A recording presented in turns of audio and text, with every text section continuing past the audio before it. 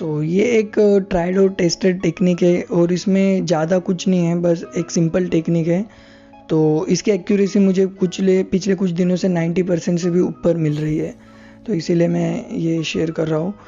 तो सबसे पहले आपको गूगल पे आना है और NSC1 लिखना है। उसके बाद ये फर्स्ट वेबसाइट आ जाएगी, आपको सीधा डिस्क्रिप्शन से भी लिंक मिल जाएगी।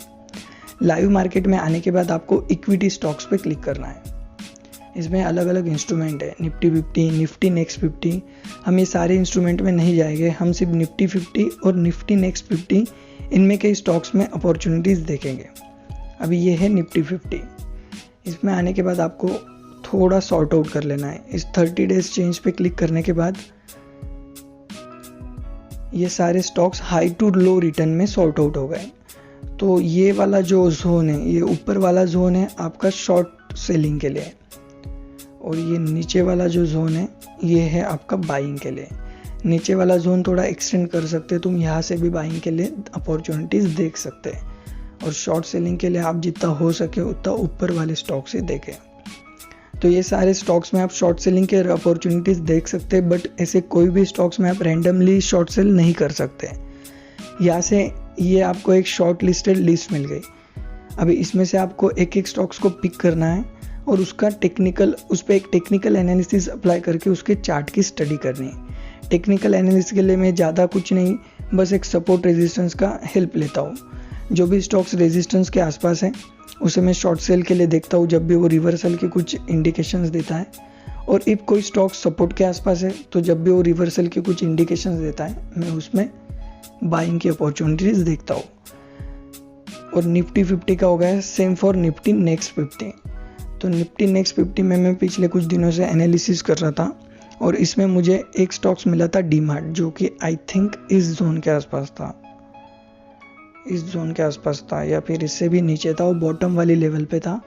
तब मैंने इसमें बाइंग की अपॉर्चुनिटीज़ देखी थी कुछ इस लेवल के आसपास। यहाँ पे उसने लो बनाया था 1957 का। तो लो बनाने के बाद जब भी वो रिवर्सल हुआ तो 2005 रुपीज़ पे मैंने इसको बाय कर लिया था। तो उसके लो से ऑलमोस्ट 2.5% अप मैंने बाय किया, जो कि एक स्ट्रॉन्ग रिवर्सल रहता है। उसके बाद उसमें मेरे टारगेट है 2240 रुपये के, जो कि इस जोन के आसपास आते हैं। इस जोन के आसपास इसलिए मैंने टारगेट रखे क्योंकि इस जोन से ही उसने पिछले बार रेजिस्टेंस लिया था, और जब ब्रेकआउट हुआ था तो वो इसी जोन से हुआ था। इसी जोन से ब्रेकआउट होने के बाद इस जोन को वो सपोर्ट ले रहा था। तो मुझे ऐसा लगता है कि वो यहाँ तक जा सकता है, यहाँ से एक तो रिवर्स होगा या ब्रेकआउट होगा। मेरे लिए वो यहाँ से रिवर्स भी हो जाता है तो मेरे टारगेट्स वो अचीव हो जाएंगे। पहले 2240 के लिए मेरे टारगेट्स रहेंगे, जो कि अभी भी ओपन पोजीशन है। और एक मदरसन सुमे जो कि निफ्टी नेक्स्ट 50 का स्टॉक्स है, और मैं आपको एक टिप दे देता हूँ कि निफ्टी नेक्स्ट 50 में मुझे काफ़ी ज़्यादा अपॉर्चुनिटीज़ मिलती है, तो तुम निफ्टी नेक्स्ट 50 के लिए जा सकते हो। तो मदरसन सुमे में भी ये एक काफ़ी तगड़ा वाला रेजिस्टेंस था 120 से 125 लेवल के आसपास। तो जब इस टाइम मुझे इस बार अपॉर्चुनिटी मिली, तो जब यहाँ पे आया तो ये मुझे लगा कि थोड़ा ऊपर जाके रिवर्स लेगा, बट उसने यहाँ से ही रिवर्सल के पॉइंट इंट्राडे चार्ट्स पे बता दिए थे। तो मैंने एग्जैक्ट हाई तो ग्रैब नहीं हुआ, बट मैंने 120 के लेवल्स पे उसको शॉर्ट कर दिया। और देन इस लेवल पे मैंने काफ़ी 4-5 दिनों में एग्जिट कर दी थी पोजीशंस। और इस लेवल के आसपास मैंने बॉटम के लिए नहीं गया, 106 के लेवल के आसपास मैंने यहाँ पे कुछ एग्जिट कर दी थी। तो ऑलमोस्ट दोनों में मुझे 12% का रिटर्न हो गया। मतलब इसमें मुझे अभी भी पोजीशन ओपन है, बट मेरे टारगेट अचीव होते हैं तो 12% का रिटर्न मुझे आ जाएगा। और मदरसन सुमे में मुझे ऑलमोस्ट 12% का रिटर्न आ गया है। तो ये काफ़ी सिंपल और काफ़ी अच्छी टेक्निकल है स्विंग ट्रेडिंग के लिए।